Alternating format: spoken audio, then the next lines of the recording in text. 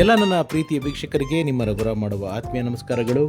ಮತ್ತೆ ನಿಮ್ಮ ರಘುರಾಮ್ ಬಂದಾಯಿತು. ಈ ಸಿನಿಮಾ ಸರಸ್ವತಿಯಲ್ಲಿ ಇನ್ನೊಂದು ಹೊಸ ಸತ್ಯ ಕಥೆಯನ್ನು ಹೊತ್ತು ತಂದಾಯಿತು. ಇವತ್ತು ಏನು ಈ ಸಿನಿಮಾ ಸರಸ್ವತಿ ಪ್ರಸಾರ ಆಗ್ತಾ ಇದೆ, ಇಷ್ಟೊತ್ತಿಗೆ ನಾನು ಕಡೂರ್ಗೆ ಹೋಗಬೇಕಾಗಿತ್ತು, ಹೋಗೋಕ್ಕಾಗಲಿಲ್ಲ. ಏನಂತಂದರೆ ನೀವೆಲ್ಲರೂ ನಂಜುಂಡಪ್ಪ ಅವ್ರ ಬಗ್ಗೆ ಸಾಕಷ್ಟು ಜನ ಕೇಳಿದ್ರಿ, ಸಂದರ್ಶನ ಮಾಡೋದು ಕೇಳಿದ್ರಿ. ಪಾಪ ನಮ್ಮ ಈಶ್ವರ ಸ್ವಾಮಿಯವರು ಕೂಡ ತುಂಬ ಪ್ರಯತ್ನ ಪಟ್ಟು ಅವ್ರ ಬ್ರದರ್ಸ್ ಹತ್ರ ಹೋಗಿ ಮಾತಾಡಿ ಅವರು ಒಪ್ಪಿ ಲಾಸ್ಟ್ ಮೂಮೆಂಟಲ್ಲಿ ಇಲ್ಲ ಬೇಡ ಅಂತ ಹೇಳ್ಬಿಟ್ರು. ಇಲ್ಲಿ ಒಂದು ನಾನು ಸ್ಪಷ್ಟಪಡಿಸೋದಕ್ಕೆ ಇಷ್ಟಪಡ್ತೀನಿ. ನಾವು ಕಾರ್ಯಕ್ರಮ ಮಾಡ್ತೀವಿ, ನಿಮಗೆ ತಲುಪಿಸ್ಬೇಕು ಅಂತ ಆಸೆ ಪಡ್ತೀವಿ. ನಂಜುಂಡಪ್ಪ ಅವರ ಕುಟುಂಬಕ್ಕೆ ಇದು ತಲುಪಿದ್ರೆ ತುಂಬ ಸಂತೋಷ. ಇದರಲ್ಲಿ ನಮ್ಮದೇನು ಸ್ವಾರ್ಥ ಇಲ್ಲ. ಆಮೇಲೆ ಇದರಿಂದ ನಾನೇನು ಸಾವಿರಾರು ರೂಪಾಯಿ ಆದಾಯನೂ ನನಗಾಗೋದಿಲ್ಲ. ಜನ ಆಸೆ ಪಟ್ಟಿದ್ದನ್ನು, ಅಥವಾ ನಾನು ಒಬ್ಬ ನಿರ್ದೇಶಕನಾಗಿ, ದಯವಿಟ್ಟು ಯಾರಿಗಾರೋ ಸಮಯ ಇದ್ದರೆ ಇದನ್ನು ಪ್ರಯತ್ನ ಪಡಿ. ನೀವು ನಿಮ್ಮ ಫೋನಲ್ಲೋ ಸಿಸ್ಟಮಲ್ಲೋ ಗೂಗಲ್ಗೆ ಹೋಗ್ಬಿಟ್ಟು ಸರ್ಚ್ ಹಾಕಿ, ಪಿ ನಂಜುಂಡಪ್ಪ ಅಂತ ಹಾಕಿ. ಅವ್ರ ಬಗ್ಗೆ ಇನ್ಫಾರ್ಮೇಷನ್ ತುಂಬ ಕಡಿಮೆ ಇದೆ, ಅವ್ರ ಫೋಟೋಸ್ಗಳೇ ಇಲ್ಲ. ಇದೆಲ್ಲ ನೋಡಿದಾಗ ನಾನೊಬ್ಬ ಸಿನಿಮಾದವನಾಗೆ ಏನಪ್ಪ, ಒಬ್ಬ ಅಷ್ಟು ದೊಡ್ಡ ಡೈರೆಕ್ಟ್ರು, 3 ಸಿನಿಮಾ ಹಿಟ್ ಕೊಟ್ಟಿರೋರು, ಅವ್ರ ಸಿನಿಮಾ ಅವ್ರ ಜರ್ನಿ ಬಗ್ಗೆ ಹೇಳೋಕ್ಕೆ ಯಾರೂ ಇಲ್ವಾ? ಅವ್ರು ಚಿಕ್ಕ ವಯಸ್ಸಲ್ಲಿ ತೀರೋಗ್ಬಿಟ್ರು ಅಂತ ಗೊತ್ತು, ಎಲ್ಲ ಗೊತ್ತು. ಹೆಂಗೆ, ಏನು, ಅವ್ರ ಫ್ಯಾಮಿಲಿ ಏನು, ಇದೆಲ್ಲವೂ ನಿಮಗೆ ತಿಳಿಸ್ಬೇಕು ಅನ್ನೋ ಆಸೆ. ಬಟ್ ಅವ್ರ ಮನೆಯವರು ಸ್ಪಂದಿಸಲಿಲ್ಲ. That's fine, no problem. ಅದು ಅವರ ಕೇಳೋದು ಹೇಗೆ ನನ್ನ ಒಂದು ಅಧಿಕಾರವನ್ನು ಒಪ್ಕೊಳ್ಳೋದು ಬಿಡೋದು ಹಾಗೆ ಅವರ ಒಂದು ಅಧಿಕಾರ ಕೂಡ, ತೊಂದರೆ ಇಲ್ಲ. ಆದರೆ ಅವರ ತಂಗಿ, ನಂಜುಂಡಪ್ಪ ಅವ್ರ ತಂಗಿಯವರು ಕೆಲವು ಫೋಟೋಗಳನ್ನ ನಮ್ಮ ಈಶ್ವರ ಸ್ವಾಮಿ ಸರ್ ಕೈಲಿ ಕೊಟ್ಟು ನಿಮ್ಮ ಮುಂದೆ ಪ್ರಸ್ತುತ ಪಡೋಗಿ ಮಾಡಿದ್ದಾರೆ. ಸೊ ಈಶ್ವರ್ ಅವ್ರ ಜೊತೆಗೆ ನಾನು ಟೆಲಿಫೋನ್ನಲ್ಲಿ ನಡೆಸಿದ ನಂಜುಂಡಪ್ಪ ಅವರ ಬಗ್ಗಿನ ಸಂಪೂರ್ಣ ಮಾತುಕತೆ, ಅವ್ರು ಹೆಂಗೆ ಬಂದರು, ಏನೇನು ಮಾಡ್ಕೊಂಡಿದ್ರು, ಅವರು ಹೇಗಾಗಿ ದೂರ ಆದರು, ಅವ್ರ ಫ್ಯಾಮಿಲಿ ಎಲ್ಲವೂ ನಿಮ್ಮ ಮುಂದೆ ಇಡ್ತಾ ಇದ್ದೀನಿ ನೋಡಿ. ಇದೇ ಮೊಟ್ಟ ಮೊದಲ ಬಾರಿಗೆ Sangliana, CBI Shankar, SP Sangliana 3 super duper hit ಚಿತ್ರಗಳು ಕೊಟ್ಟ ನಂಜುಂಡಪ್ಪ ಅವರ ಬದುಕಿನ ಒಂದು ಅಸಲಿ ಕತೆ ಈಗ ನಿಮ್ಮ ಮುಂದೆ. ಸರ್, ಅದೇ ನಂಜುಂಡಪ್ಪ ಅಂತ ಹೇಳ್ತಾ ಇದ್ರಿ ನೀವು ಇವಾಗ ಮಾತಾಡ್ತಾ. ನಂಜುಂಡಪ್ಪ ಅಂತ ನಂಜುಂಡಪ್ಪ ಸಾಂಗ್ಲಿಯಾನ ಡೈರೆಕ್ಟರ್. ಅವರು ಹೆಂಗೆ ಸರ್, ಹೆಂಗ್ ಪರಿಚಯ ತಮ್ಗೆ? ಸರ್, ನಾವಿಬ್ರು ಅಕ್ಕಪಕ್ಕ ಊರ್ನವರು. ಓಕೆ, ನಿಮ್ದು ಯಾವ ಊರು ಸರ್? ನಮ್ದು ಊರ ಹೆಸರು ಅಗ್ರಹಾರ ಅಂತ ಸರ್. ಓಕೆ. ನಂಜುಂಡಪ್ಪನ್ ಚಿಕ್ಕಬಾಣೂರು ಅಂತ, ಏನು ಒಂದ್ 2 ಕಿಲೋಮೀಟರ್ ಡಿಸ್ಟೆನ್ಸ್ ಒಳಗೆ ಇದೆ ಊರು. ಇಂಡಸ್ಟ್ರಿ ಬರಕ್ ಮುಂಚೆ ನಾವು ನಾಟಕಗಳನ್ನ ನಾನು ಓನಾಗಿ ಬರೆದು ನಾಟಕ ಮಾಡಿಸ್ತಿದ್ದೆ ನಮ್ಮೂರಲ್ಲಿ, ಅಂದ್ರೆ ನಾನೇ ರಚನೆ ಮಾಡಿ. ಓಕೆ. ನಂಜುಂಡಪ್ಪರ್ ಏನ್ ಮಾಡೋರು ಅಂದ್ರೆ ಈ ಸಿನಿಮಾಗಳನ್ನ ಆಸ್ ಇಟ್ ಈಸ್ ನಾಟಕ ಕನ್ವರ್ಟ್ ಮಾಡ್ಕೊಂಡವ್ರು. ನಂಜುಂಡಪ್ಪ ಅವ್ರು ಮಾಡಿದ್ದು ಫಸ್ಟ್ ಭೂತಯ್ಯನ ಮಗ ಅಂತ ಸಿನಿಮಾ. ಓಕೆ. ಆ ಸಿನಿಮಾನ ನಾಟಕ ಟ್ರಾನ್ಸ್ಲೇಷನ್ ಮಾಡ್ಕೊಂಡಿದ್ರು ಅವರು. ಅದನ್ನ ನಾಟಕ ಮಾಡೋರು ಅವ್ರೂರಲ್ಲಿ. ಇಲ್ಲಿ ಜನ ಏನ್ ಮಾಡೋರು, ನೀವೆಲ್ಲ ಸಿನಿಮಾಗೆ ಹೋಗೋ ಕಣಯ್ಯ, ಹಂಗೆ ಹಿಂಗೆ ಅಂತ ಜನ ಮಾತಾಡೋಕ್ ಇತ್ಕೊಂಡ್ರು. ನಮಗೂ ಕೂಡ ಸಿನಿಮಾಗೆ ಬರ್ಬೇಕು ಅಂತ ಆಸೆ ಆಯ್ತು. ಆಮೇಲೆ ನಾನು ಒಂದ್ ರೂಟಲ್ಲಿ ಹೊಟ್ಟೆ, ಅಂದ್ರೆ ನಾನು ಸಿನಿಮಾಗೆ ಸೇರ್ಬೇಕು ಅಂತ ಆರ್ಥಿಕವಾಗಿ ತುಂಬಾ ಚೆನ್ನಾಗಿದ್ದೆ. ನಾನು ಜಾಯಿಂಟ್ ಫ್ಯಾಮಿಲಿ, ಹತ್ತತ್ರ 100 acres ಲ್ಯಾಂಡು, ಜಮೀನ್ದಾರ್ ಮಗ ನಾನು. ನಾನು ಮನೆಯಿಂದ ದುಡ್ಡು ತಗೊಂಡು ಸಿನಿಮಾಗೆ ಬಂದೆ ಅಂದ್ರೆ ಬೆಂಗಳೂರು ಬಂದೆ. ನಂಜುಂಡಪ್ಪ ಸ್ವಲ್ಪ ಆರ್ಥಿಕವಾಗಿ ಅಷ್ಟೊಂದು ಚೆನ್ನಾಗಿರ್ಲಿಲ್ಲ, ಅವರು ಬಂದ್ರು. ಅವ್ರು ಬಂದು ಏನ್ ಮಾಡಿದ್ರು, ಆದರ್ಶ ಫಿಲ್ಮ್ ಇನ್ಸ್ಟಿಟ್ಯೂಟ್ ಜಾಯಿನ್ ಆದ್ರು. ನಾನೇನ್ ಮಾಡಿದೆ ಅಂದ್ರೆ ಅಲ್ಲಿ ಬಂದೆ, ಟ್ರೈ ಮಾಡಿದೆ, ಸಿಗ್ಲಿಲ್ಲ. ವಾಪಸ್ ಹೋಗೋದು ಹೆಂಗೆ ಅಂತ ಹೇಳಿ ಮಾಗಡಿ ರೋಡಲ್ಲಿ ಅಂಜನ್ ಥಿಯೇಟರ್ ಇದ್ರಿಗೆ ಒಂದು copper and aluminium industry start ಮಾಡಿದೆ. ನಾನು ಇಂಡಸ್ಟ್ರಿ ಸ್ಟಾರ್ಟ್ ಮಾಡಿ ಸಿನಿಮಾಗಳಿಗೆ ಪ್ರಯತ್ನ ಪಡ್ತಾ ಇದ್ದೆ.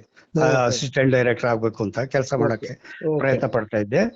ಆ ಟೈಮಲ್ಲಿ ನಂಜುಂಡಪ್ಪ ಫಿಲ್ಮ್ ಇನ್ಸ್ಟಿಟ್ಯೂಟ್ ಇಂದ ಬಂದು ಒಂದು ಫಸ್ಟ್ ಪಿಕ್ಚರು ಆಚಾರ್ಯ ಅಂತ ಡೈರೆಕ್ಟರ್, ಅಸಿಸ್ಟೆಂಟ್ ಡೈರೆಕ್ಟರ್ ಆದ. ಆ ಟೈಮಲ್ಲಿ ನನಗೆ KV ಜಯರಾಮ್ ಅವರು ಪರಿಚಯ ಆದ್ರು ಸರ್ ನನ್ನ. ಆಮೇಲೆ ನಾನು ನಂಜುಂಡಪ್ಪನ ಇಬ್ರು ಅಸಿಸ್ಟೆಂಟ್ ಡೈರೆಕ್ಟರ್ ಮಾಡ್ಕೊಂಡ್ರು ಅವರು. ಆದ್ರೆ ನೀವಿಬ್ರು ಒಂದೇ ಊರ್ನವ್ರು, ಒಂದು ಬಾಂಧವ್ಯನೂ ಇತ್ತು ನಿಮ್ಮಿಬ್ರಿಗೆ? ಬಾಂಧವ್ಯ ಇತ್ತು, ಒಡನಾಟ ಇತ್ತು. ಯಾಕಂದ್ರೆ ನಾವಾಗ ಅಸಿಸ್ಟೆಂಟ್ ಡೈರೆಕ್ಟರ್ ಆಗಿದ್ದಾಗೆಲ್ಲ ಸ್ವಲ್ಪ ಅವರು ಕಷ್ಟದ ಪರಿಸ್ಥಿತಿಲಿದ್ರು, ನಾವು ಕಷ್ಟದ ಪರಿಸ್ಥಿತಿಲಿದ್ರು. ಯಾಕಂದ್ರೆ ಸಿನಿಮಾಗೆ ಬಂದ್ಮೇಲೆ ನನ್ನ ಇಂಡಸ್ಟ್ರಿನೂ ಕೂಡ ಹೊರಟೋಯ್ತು. ಅವಾಗ ಒಬ್ರಿಗೊಬ್ರು ಸಹಾಯ ಮಾಡ್ಕೊಂಡು ಕಷ್ಟ ಸುಖದಲ್ಲಿ ಹೊಂದಾಣಿಕೆ ಮಾಡ್ಕೊಂಡು ಇದ್ವಿ ಸರ್ ನಾವು. ಓಕೆ. ಅವರಲ್ಲಿ ಟೂರಿಸ್ಟ್ ಹೋಟ್ಲಲ್ಲಿ ಇರ್ತಾ ಇದ್ರಲ್ಲ ಸರ್ ನಂಜುಂಡಪ್ಪ? ಹೌದು ಸರ್. ಅದು ಯಾವಾಗ ಅಂದ್ರೆ ಸುಮಾರು ಅಸಿಸ್ಟೆಂಟ್ ಡೈರೆಕ್ಟರ್ ಆಗಿ ಸುಮಾರು 15-20 ಸಿನಿಮಾ ಕೆಲಸ ಒಂದು 15 ಸಿನಿಮಾ ಹೆಚ್ಚು ಕಡಿಮೆ 15 ಸಿನಿಮಾ ಮಾಡಿ ಆದ್ಮೇಲೆ ಟೂರಿಸ್ಟ್ ಹೋಟ್ಲಲ್ಲಿ ಅವ್ರು ಜಾಯಿನ್ ಆದ್ರು. ಯಾರ್ಯಾರ ಹತ್ರ ಅವರು ಅಸಿಸ್ಟೆಂಟ್ ಆಗಿ ಕೆಲಸ ಮಾಡಿದ್ರು ಸರ್ ಅವರು? ನನಗಿರಂಗೆ ಸೋಮಶೇಖರ್, ಆಮೇಲೆ ರಾಜೇಂದ್ರ ಬಾಬು, ಈ ತರ ಎಲ್ಲ ಬಹಳ ಜನದ ಹತ್ರ ಡೈರೆಕ್ಟರ್ ಕೆಲಸ ಮಾಡಿದ್ರು. Okay. Okay. Nanjundappa. Okay. Okay. ಆಮೇಲೆ ನಾನು ಊರಲ್ಲಿ ಇದ್ದಂಗೆ ಅವ್ರು ಸಾಂಗ್ಲಿಯಾನ ಸಿನಿಮಾ ಸ್ಟಾರ್ಟ್ ಮಾಡಿದ್ರು. ಬಟ್ ಆ ಟೈಮಲ್ಲಿ ನಾನು ರೀ ಎಂಟ್ರಿ ಆದೆ ಅವ್ರು ಫಸ್ಟ್ ಪಿಕ್ಚರ್ ಮಾಡ್ಬೇಕಾರೆ. ಬಟ್ ಊರು ಮನೆಯವರಾಗಿರೋದ್ರಿಂದ ನಾನು ತುಂಬಾ ಏಕವಚನದಲ್ಲಿ ಮಾತಾಡ್ತಿರೋದ್ರಿಂದ ಅವ್ರ ಪಾಪ ಕೆಲಸ ಕೊಡಕ್ಕೆ ಒಂಥರ ಮುಜುಗರ. ಯಾಕೆಂದ್ರೆ ಅವ್ರು ಡೈರೆಕ್ಟ್ರು, ನಾನು ಏಕೋಚದಲ್ಲಿ ಮಾತಾಡ್ಸೋದು ನಂಜುಂಡ ಪಂಜುಂಡ ಅಂತ ಅವ್ರಿಗೆ ಮುಜುಗರ ಆಗಿ ನಾನು ಹಾ, ಅವಕಾಶ ಹಾ, ಕೊಡ್ಲಿಲ್ಲ, ಹಾ, ಗೊತ್ತಾಗ್ಲಿಲ್ಲ. ಆಮೇಲೆ ಹಾ. ನಾನು ಬೇರೆ ಮತ್ತೆ ಜೋಸೆಮನ್, B Ramurthy, H N Shankar, ಲಕ ರಾಧಾಕೃಷ್ಣ ಇಂಥವ್ರ ಜೊತೆ ಎಲ್ಲ ಅಸಿಸ್ಟೆಂಟ್ ಆಗಿ ಕೆಲಸ ಮಾಡಿದೆ. ಇವರು ಇಂಡಿಪೆಂಡೆಂಟ್ ಡೈರೆಕ್ಟರ್ ಆಗಿ ಸಿನಿಮಾ ಫಸ್ಟ್ ಪಿಕ್ಚರ್ ಆಯ್ತು, ಸೆಕೆಂಡ್ ಪಿಕ್ಚರ್ ಆಯ್ತು, ಆಮೇಲೆ 3ನೇ ಪಿಕ್ಚರ್ CBI ಶಂಕರ್ ಆಯ್ತು. ಆ ಟೈಮಲ್ಲಿ ನಾವು ಪುಂಡ ಪ್ರಚಂಡ ಅಂತ ಶಂಕರ್ ಸಿನಿಮಾ ಮಾಡ್ತಿದ್ವಿ ಸರ್. ಸರ್ 3ನೇ picture SP Sangliana sir? First Sangliana, ಹೌದು. ಎರಡನೇದು CBI ಶಂಕರ್ ಸೆಕೆಂಡ್, ಸಾರಿ ಸೆಕೆಂಡ್. 3ನೇ ಸಿನಿಮಾನೇ SP ಸಾಂಗ್ಲಿಯಾನ. ಆ ಟೈಮಲ್ಲಿ ನಾವು ಪುಂಡ ಪ್ರಚಂಡ ಅಂತ ಶಂಕರ್ನಾಗ್ ಸಿನಿಮಾದಲ್ಲಿ ನಾನು ಅಸಿಸ್ಟೆಂಟ್ ಡೈರೆಕ್ಟರ್, ಉಮಾಶಂಕರ್ ಅಂತ ಅಸೋಸಿಯೇಟ್ ಡೈರೆಕ್ಟರ್, ನಾನು ವಾಸು ಅಂತ ಅಸಿಸ್ಟೆಂಟ್ ಡೈರೆಕ್ಟರ್. ಒಂದು ಬೆಳಿಗ್ಗೆ ನನಗೆ ಒಂದು ಶೂಟಿಂಗ್ ಟೈಮ್ 7:30 7:45 ಟೈಮಲ್ಲಿ ನಮ್ ಶೂಟಿಂಗ್ ಕ್ಯಾನ್ಸಲ್ ಆಯ್ತು ಅಂತ ವಿಚಾರ ಬಂತಲ್ಲಿ. ನಾವು ಇದ್ರ ಗಾಂಧಿನಗರ ಶೋಭಾ ಲಾಡ್ಜಲ್ಲಿ ಆಕ್ಟ್ ಮಾಡಿದ್ವಿ.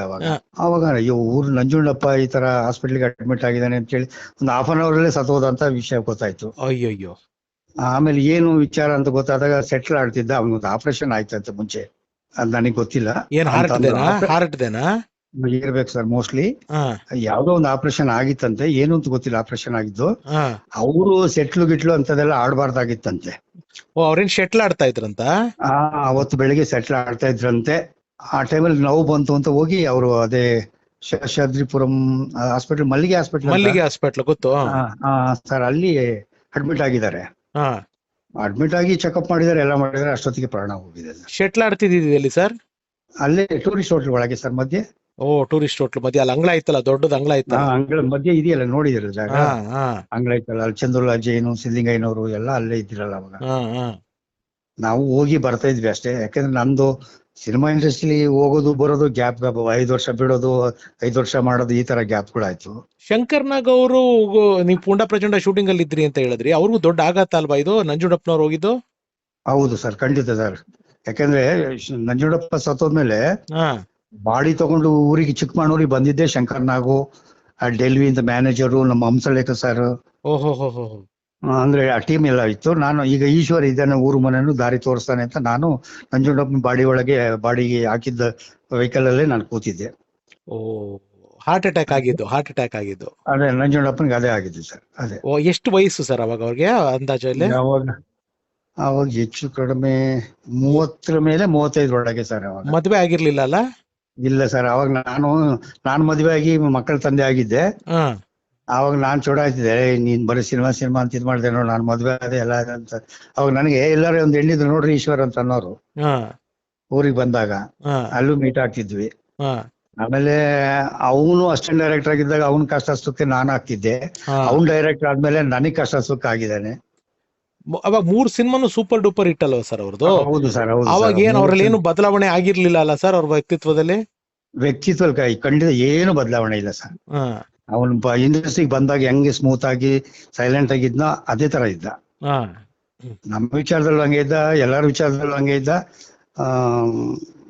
ಬಹಳ ಒಂದ್ ದೊಡ್ಡ ಲೆವೆಲ್ ಬೆಳೆದ್ರು. ಖುಷಿ ಆಯ್ತು, ಆಶ್ಚರ್ಯ ಆಯ್ತು ನನಗೆ.